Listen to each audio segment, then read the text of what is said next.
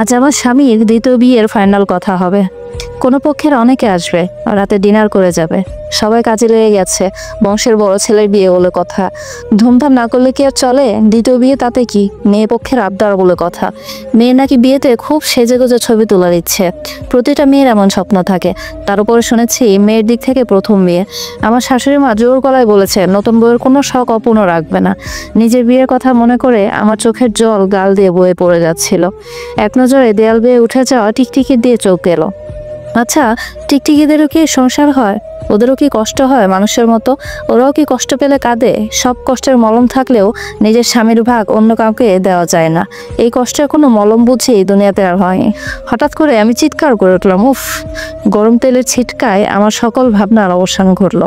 শাড়ির আঁচল দিয়ে চোখ মুছে আবার রান্নার কাজে মন দিলাম। কিছুক্ষণ পরে আমার শাশুড়ি রান্নাঘরে এসে উকি দিয়ে বলছে, তোমার সব রান্না কি ঠিক মতো হয়? নতুন আত্মীয় হতে যাচ্ছে, ভালো মন্দ না খাওয়ালে কি চলবে? পরে যেন বলতে না পারে ঠিক মতো আপ্যায়ন করতে পারেনি। আগে আমার শাশুড়ি বৌমা বলে ডাকতো, কিন্তু যখন থেকে আমার স্বামীর বিয়ে কথাবার্তা চলছে তখন থেকে শাশুড়ি আর বৌমা বলে ডাকে না। বৌমা বলে ডাকবে কিভাবে? নতুন বউয়ের আগমন হচ্ছে বলে কথা।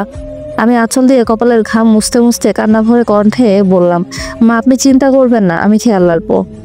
তোমার খেয়াল থাকলে কি আর আমার চিন্তা করা লাগতো? আজকাল তো কোনো কাজই ভালোভাবে করো না। না পারলে বলো, আমার এখনো শক্তি আছে, আমি এখনো এতটা বুড়ি হয়ে যাইনি। না না না মা, আমি পারবো। দয়া করে সারাক্ষণ নেকি কান্না করো না। তুমি কি চাও আমার ছেলেটা বিয়ে করে সুখে না থাকুক? নতুন মেহমান এসে দেখলে হাজার কথা হবে। আমি চাই না কোনো ঝামেলা হোক। তোমাকে তো আমি কম ভালোবাসা দেইনি। ভাগ্য তোমার সহায় হচ্ছে না, সেটা কি আমার দোষ? শেষ সময়ে আমি কোনো মায়া বাড়াতে চাচ্ছি না। আচ্ছা মা, ঠিক আছে, আমি কান্না করব না। আপনারা সুখে থাকলেই আমি সুখী। আর হ্যাঁ, আমার ছেলেটার আগে পিছিয়ে বারবার ঘুরবে না। ওকে বিয়েতে মন দিতে দাও। আমার ছেলেটার উপরে কম ঝড় তুফান তো আর যাচ্ছে না। বিয়েতে মত দিয়েছে, এটাই তো আমার জন্য কত শান্তি। কথাগুলো শুনে আমার শাশুড়ি হন হন করে চলে গেল। রান্না শেষ করে খাবার টেবিলে রেখে দিয়ে আমি রুমে গিয়ে দরজা বন্ধ করে দিলাম। লাইট নিভিয়ে জানালার পাশে গিয়ে বসে আছি। আজকাল আমার আলো একদম ভালো লাগে না। অন্ধকার বরং কষ্টগুলোকে কবর দেওয়া যায়। আকাশে কত তারা ঝলমল করছে। মানুষ চাইলে যেমন আকাশে তারা গুনতে পারে না, তেমনি মাঝে মধ্যে বুক ভরা ভালোবাসা দিয়েও কারো মন অর্জন করতে পারে না, কারো মনে জায়গা করতে পারে না। আমি শুধু ভাবছি কি হতে যাচ্ছে, কেন হলো আমার সাথে এরকম? এত কষ্ট কি আমার কপালে লেখা ছিল? ভাবনার কোনো কুল কিনারা খুঁজে পাচ্ছিলাম না। চারিদিকে কত আলো ঝলমল করছে, শুধু আমার মনটায় অন্ধকারে ঢেকে আছে। সবার মনে কত উল্লাস বিয়ে নিয়ে। আচ্ছা, আমার স্বামীর মনেও কি আনন্দ হচ্ছে নতুন বউয়ের জন্য? ওর মনেও কি ভালোবাসার ঢেউ বয়ে যাচ্ছে যেমনটা হয়েছিল আমাদের বিয়ের সময়? খুব জানতে ইচ্ছা করে, এত নতুনত্বের মাঝে আমার কোনো অস্তিত্ব কি আছে তার মাঝে?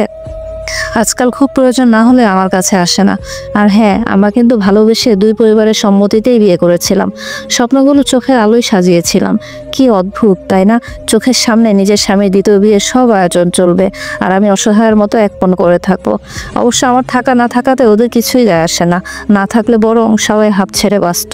ওরা আমাকে রাখতে চায়নি, বরং আমি জোর করে থেকে গেলাম। দু চোখ ঘুরে দেখতে চাই কিভাবে আমার স্বামী অন্য একজনকে ভালোবাসে। আমার মা বলতো, তিরির রসে সংসার করেও নাকি অনেক সময় স্বামীকে আপন করা যায় না। সত্যি কি আসলে তাই? হয়তো তাই। অবশ্য কিন্তু এখানে ওদের কোনো দোষ নেই, যত দোষ আমার ভাগ্যের। ঠিক 2 বছর আগে আমি কাজী বাড়ির বউ হয়ে আসি। শ্বশুরবাড়ির সবাই আমাকে অনেক ভালোবাসা দিয়েছে। কখনো মনে হয়নি এটা ওর বাড়ি না। কত স্বপ্ন ছিল এই ঘর, সম্পর্ক, সংসার সব কিছু নিয়ে।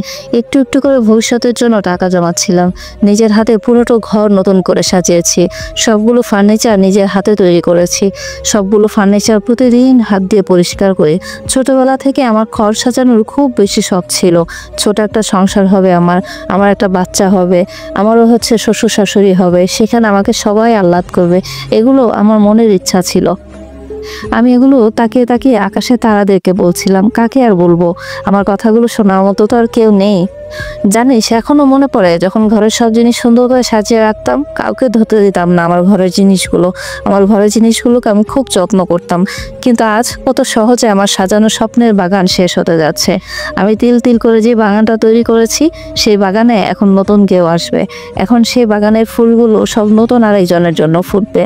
যে বাড়িতে আমি বউ হয়ে এসেছিলাম বললাম আমার স্বামী সেই বাড়িতেই আজকে দ্বিতীয় একজন মেয়ে আসবে, তারও পরিচয় থাকবে, সেও আমার স্বামী দ্বিতীয় বউ, সকল কাজ সেও এক হাতে করবে। না না, এখন আর কান্না আসছে না, কান্নার একটা সীমা আছে, কতক্ষণ বা কাঁদা যায়? বললে কি আর কান্না হার মানে? ঠিকই চোখের জল পড়তেই থাকে। কাঁদতে কাঁদতে আমার চোখগুলো লেগে এসেছে।